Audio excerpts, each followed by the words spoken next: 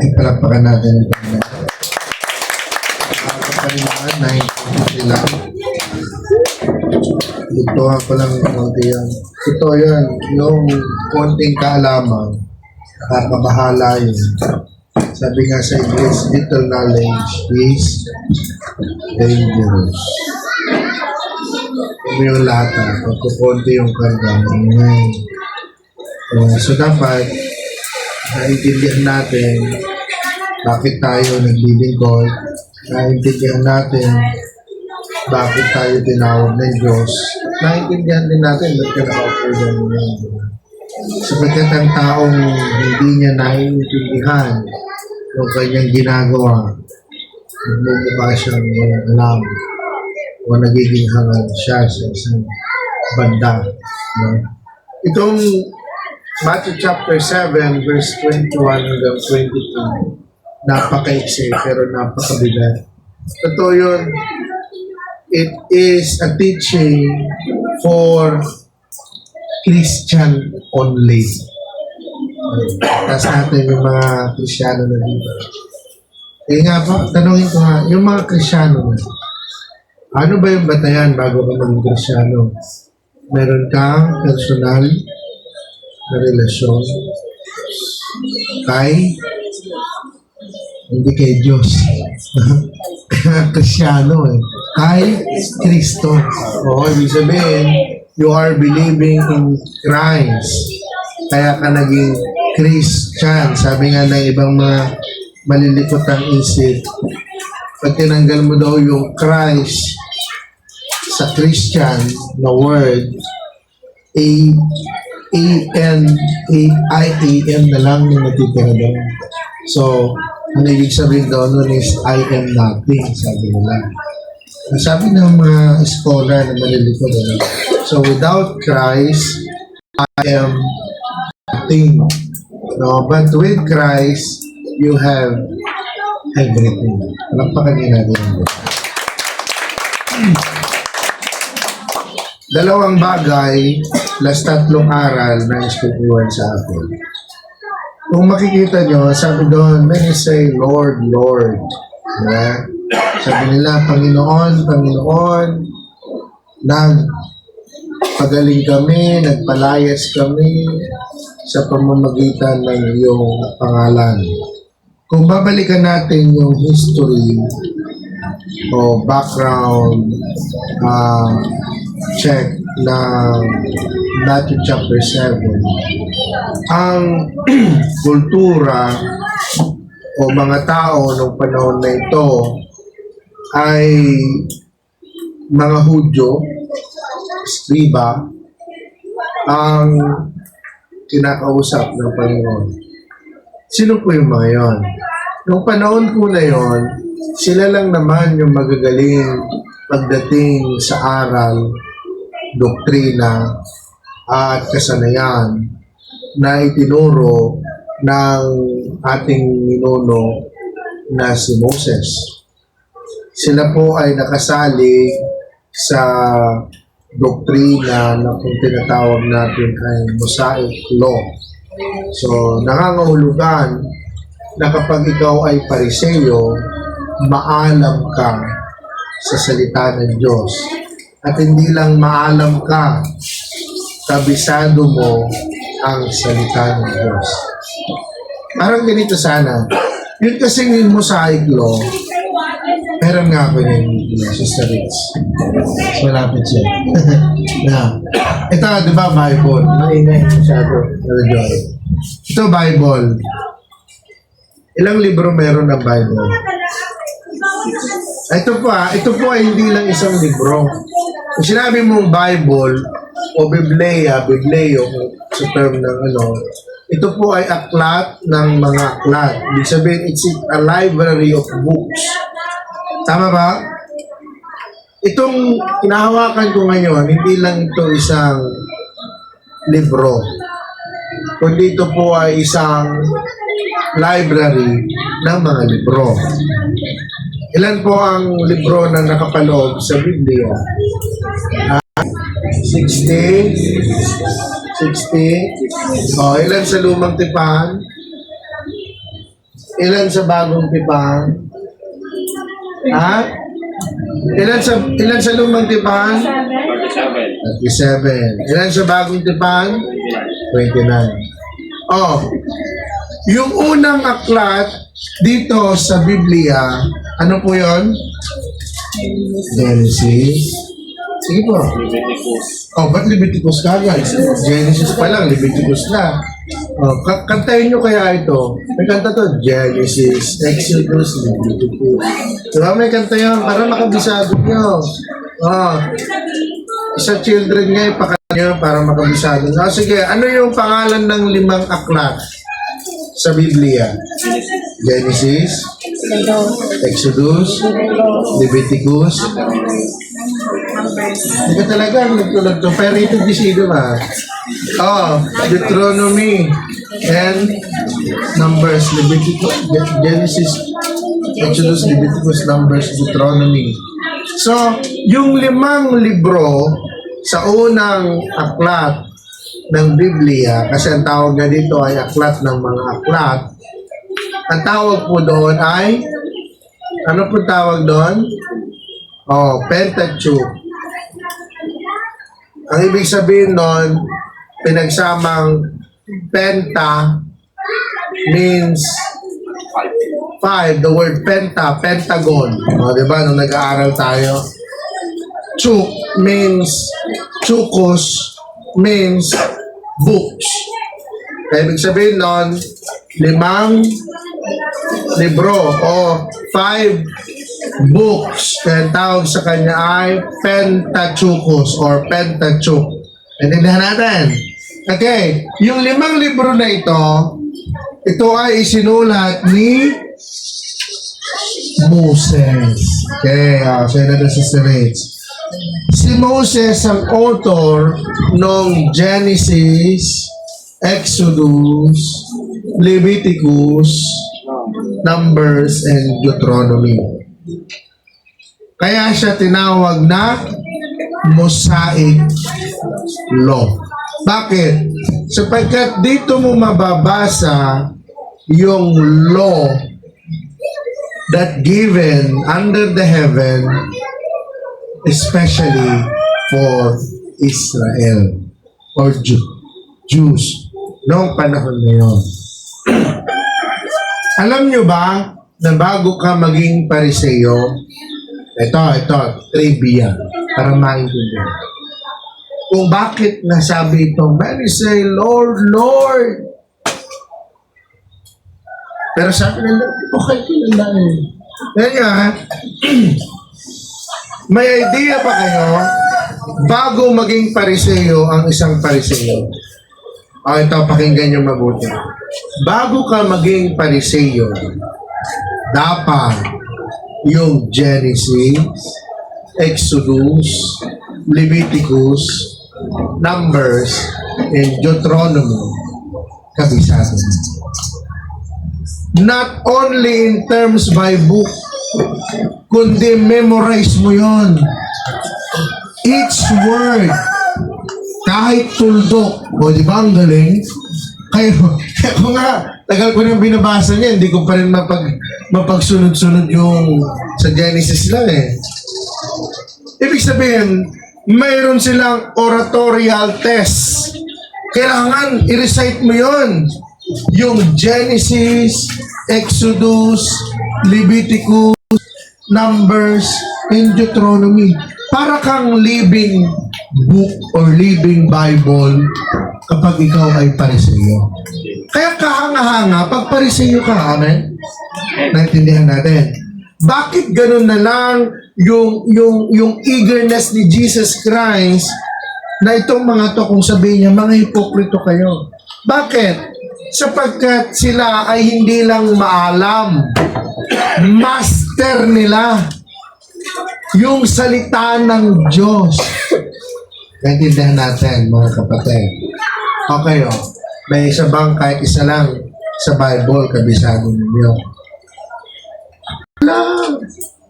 Pero para maging Pariseo ka, kailangan memorize mo yung Genesis, Exodus, Leviticus, Numbers. Kaya sabi ko, ang gagaling ng mga Pariseo. Totoo lang, ang gagaling nila, matatalino sila. Pero anong tawag ni Jesus Christ sa kanila? You! Hypocrites! Kasi ito po yun, mga kapatid. Hindi naman sa dami, hindi naman sa lawak, hindi rin naman sa lalim ng iyong kaalaman sa Biblia ang magsasabi kung ikaw ay lingkod o anak ng Diyos. Kundi kung gaano mo ito isagawa, isapamuhay at sundin ang bawat salitang nababasa at napapakinggan mo mula sa salita ng Diyos. Amen po ba? Ito yung pinaka-essence. Bakit? Sabi ni Jesus Christ sa mga Pariseo, kayo, ipokrito kayo. Bakit niya sinasabi yun? Sapagkat sila na master nila yung salita ng Diyos, hindi man lang nila may sagawa yung na-master nila. Amen po ba? Ang tawag doon is oratorial profession or oral profession without obedience. Magaling lang sila. Alam lang nila. Magkaiba kasi yung alam mo at ginagawa mo. Amen? Kahit alam mo kung paano magbigay kung hindi mo ginagawa hindi mo pa rin sinusunod, kahit pa narinig mo kung ano yung pagmamahal, kung hindi mo ginagawa, di walang kwenta yon. Amen po ba? Naintindihan po ba natin, mga kapatid? Kasi sabi ni Jesus, sabi niya, Lord, Lord, nagpalayas kami, nagpagaling kami. Alam niyo po, mga kapatid, hindi milagro, hindi healing, blessing, yung magliligtas sa atin. Alam niyo po kung ano po yan? Ang kaligtasan ay bunga ng relasyon natin sa Panginoon. Hindi sa pamamagitan ng mabubuti mong gawa. Kung ang daan pala para maligtas tayo ay mabubuting gawa, lugi yung mahihirap. Mas advance yung mayayaman. Kasi yung magbigay ka lang, mabuting gawa yan. Tama po ba? Yung tumulong ka, mabuti. Paano naman yung mahirap? Walang kakayahang tumulong. Financially. Tsaka sana, ang ibinigay ng Diyos, hindi savior, accountant, para bilangin kung gaano karami yung kabutihan. Meron din kayo auditor. Pero ang binigay ng Diyos, savior Bakit? Kasi alam niya, ikaw at ako, walang kakayahan para iligtas ang sarili. Amen po ba? Kaya sabi ng Diyos, hindi sa mabubuting gawa, kundi yung relasyon natin sa Panginoon. Alam mo, mali pa dito yung tinatawag na oral confession. Sinasabi nila, pero hindi naman nila ginagawa. Amen ba? Ganon ang mga Pariseo. Magagaling lang magsalita, pero wala namang gawa. Ako masahangaan ko pa yung isang tao na isa lang yung alam niyang salita ng Diyos. Pero buong buhay niyang isinapamuhay niya. Amen? Ano naman ngayon kung kabisado mo, back to cover ang Biblia. Hindi naman nakikita sa buhay mo. Asal demonyo ko pa rin naman. Amen po ba? So dito makikita din natin na sa loob ng simbahan, hindi pagalingan, hindi padamihan ng nalalaman Tama po ba? Kundi pabutihan ng buhay, pagandahan ng halimbawa, pagandahan ng pananalita, pag-isip at pagsasabuhay ng salita ng Diyos. Yan ang malaking hamon sa bawat Kristiyano ngayon. Pasimba-simba, ang ganda ng dress, ang ganda ng sapatos, may bago pang relos. Pag pumapasok sa simbahan, hindi makapasag timba. Pero paglabas naman, kung makapagdaldal, daig pa si Satanas. Naintindihan natin, kasi sinasabi ng Panginoon dito, Panginoon, nagpalayas kami ng demonyo, nagpagaling kami ng may sakit. Pero nung sabi ng Diyos sa kanila, di ko kayo nakikilala. Amen po ba? We are not acknowledged by our works. Tandaan niyo yan. Hindi tayo i-acknowledge ng Diyos dahil gumawa ka ng mabuti. I-acknowledge ka ng Diyos na kilala niya dahil tinanggap mo siya at nakipagrelasyon ka sa Diyos. Anong klaseng relasyon yon? Bilang Diyos siya at ikaw ay tao, tinanggap mo siya bilang Diyos mo at ikaw naman ay handang maglingkod sa Kanya. Amen po ba? At isa pa, tinanggap mo siya bilang Ama at ikaw ay nangangahulugan na magiging anak niya. Pwede ba na ang Ama ay mabuti, masama rin ng anak? Pwede sa paraan ng tao, pero sa paraan ng Diyos hindi. Paano mo masasabi na ikaw ay naglilingkod sa Diyos kung ang Diyos ay Diyos ng kabutihan, ang pinaggagawa mo naman ay kasamaan? Kagaya po ng mga Pariseo. Nagpalayas kami! Ano naman ngayon? Nagpagaling kami! Ano naman ngayon?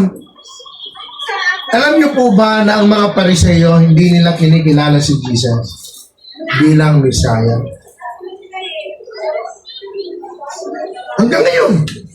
Kaya nga hindi pa bumabalik ang Diyos. Hanggang ngayon, naghihintay pa sila ng Mesiya. Buti ba tayo na hindi mga Hudyo naniniwala tayo kay Jesus? That's the main issue. Sabi na, darating ng Diyos. Alam nyo, ang great sign na darating ang Diyos kapag ang Israel bumalik na sa Diyos. When they starting accepting Jesus as Lord and Savior. Kaya sabi mo, no, Panginoon, nagpalayas naman kami. Hindi po batayan yung ginawa mo. Hindi batayan kung kapagpalayas o nakapagpagaling ka para ikaw ay mapunta sa langit. Alam niyo po kung anong batayan? Yung relasyon mo sa Diyos. Amen? Palakpak na lahat ng relasyon. Sabi niya dito, tayo daw ay disipulo ng Panginoon. Mamaya po, by chance, muna kayo umuwi, meeting tayo, no? Usapan natin yung swimming natin. Pero gusto ko rin ituro sa inyo. Kasi nga, anniversary tayo, dapat nagpa-follow up tayo. Diba? Tuturo ko sa inyo yung pagkakaiba ng discipleship, and discipleship making. By chance, mamaya, habang kumakain tayo, bigyan nyo lang ako ng 30 minutes para maintindihan natin gaano ito kahalaga. Alam nyo, kanina madaling araw nagtutrouble yung tiyan ko. Siguro mga 3-4 na beses akong bumalik sa sila. Pero nananaginip ako na ako ay nasa Bible study. Ibang nag-visitation, kaya na-remind ako doon. Tapos bigla akong natatae sa panaginip ko. Pero totoo, natatae na talaga ako. Pag-isip ko, nagtutrouble lang tiyan ko. Ganun yung scenario na. Nakakatawa pero totoo. Pero bang sisira ko, sakit para akong mga anak. Alam mo yan, yung sikal-sikal yung tiyan mo. Siguro dahil sa exercise, kaya parang, kasi 3 days na akong nag-walking sa mountain climbing ako ng isang araw. Tapos kahapon, walking. Medyo nasuot ko na naman yung barong na to pumuputok to ang ibig kong sabihin, yung bang God reminded me for what is our goal in mission life. Kasi, di ba, bago siya namatay, isa lang naman talaga yung hiniling niya. Di ba? Ano po yung last will testament ng Lord? Saan mababasa yung last will testament ng Lord? Matthew 28, verse 19. Ito yung last will testament niya bago siya umakyat sa langit. Ano sabi niya? Go. Go. Sabi niya, go in all the nation and make disciple. Ito yung last will testament ng Lord. Go in all the nation and make disciple. And baptizing them in the name of the Father. O kaya yung mga hindi naniniwala sa Trinity, what yun? The Son and the Holy Spirit. In the name of. Ibig sabihin tatlo. In the name of. Hindi naman sinabi, in the name of God. O di sana, sasabihin natin, pwede pang isa. So sabi doon, in the name of the Father, the Son, and the Holy Spirit. And teaching them to obey what the Bible teaches. Sino pong kausap dito? Yung mga disciple. Anong pinagagawa sa disciple? Discipleship. Para saan? Para sila ay mag-disciple making. Manaintindihan natin yung pagkakaiba ng discipleship, and disciple making. Tanong, are you ready to go? Sino ang ready mag-go? Pakitaas ang kamay. Ay, takot kayo? Hallelujah! Are you ready to go? Go! Ano, saan tayo mag-go? Amen. To discipleship making. Patingnan niyo. Kung hindi natin sinunod ang Diyos noon na mag-open sa Piria, meron bang Sister Juanita na, Hallelujah! Meron bang mga kabataan niya? Alam niyo po ngayon, let's move to the another place. Let's conquer another territory. Doon naman sa kabila. At least ngayon kasama na natin si Sister Juanita. Amen? Maganda, I challenge everybody, at least one, yung Bible study. At least, bawat isa sa atin may hawak na Bible study. Okay ba yan? Siguro, let's divide the group muna into three. Three muna para may magkakasama yun. Gawin natin ito. Not for me. Not even for a pandisrap. Wala namang kwenta yan eh. Ang may kwenta yung gawin natin yung bagay para sa Panginoon. Wala rin tayong kwenta kung gagawin natin ang isang bagay para sa sarili natin. Amin po ba? It's not us. It's not the name of the church. It is for God's glory. For His mandate. Amen? Salamat sa Panginoon. Ginagamit niya ang pandisrap para ganapin kung kalooban niya. Salamat sa Panginoon. Ginagamit niya tayo para ganapin. Pero lahat po yun, hindi po sagalang sa atin. Alam niyo, pabor lahat. Amen? At tanongin ko kayo, tignan niyo po ako. Are you ready to go? Salamat sa isa, dalawa, tatlo na power. Alam niyo yung mga takot mag-go? Vote yun. Di ba? Dalawa lang naman ang klase ng lingkod daw eh. Ship and go. Kaya yung mga ayaw mag-go, vote yun. Ibig sabihin, hindi pa nabuhay na din. Totoo ito, alam niyo, pag nabuhay na ganyan, nakilala mo na yun.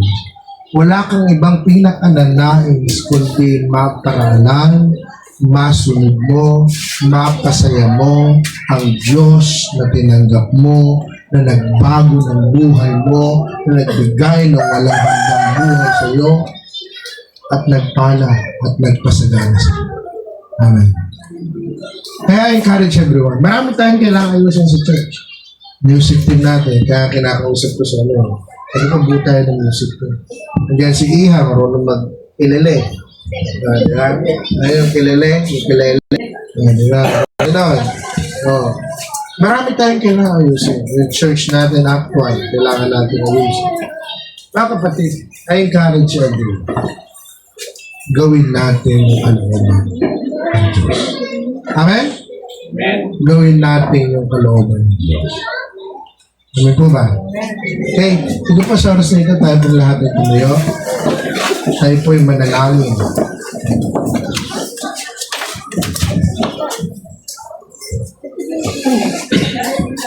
Hallelujah.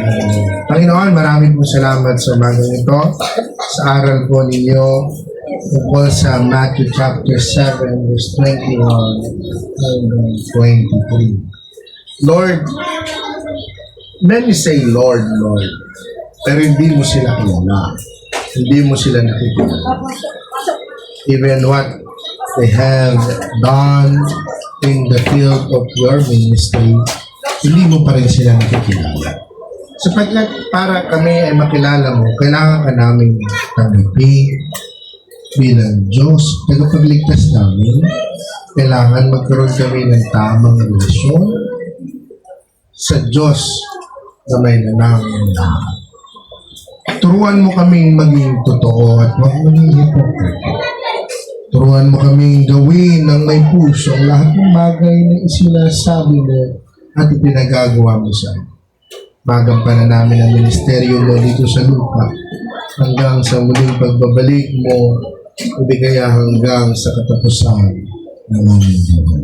Samahan mo kami at pakaingatan at palain at gabayan sa pangalan ni Jesus. Amen. Palakpakan natin ang Panginoon.